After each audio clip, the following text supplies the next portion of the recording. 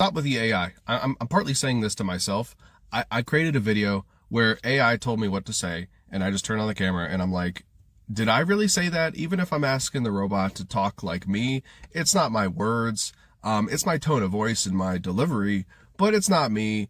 And I think that people are just relying too much on AI, and maybe some people could benefit from using AI in some areas of their life, but it just kind of depersonalizes an already isolated society that is so divided, and everything is just kind of like, stay away from me, don't make eye contact.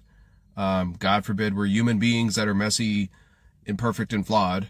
I mean, I think that's really admirable to show up as just your authentic self, which I know that's a loaded word, but just, just to ask people a question that could be Googled, or, just ask them and connect with people.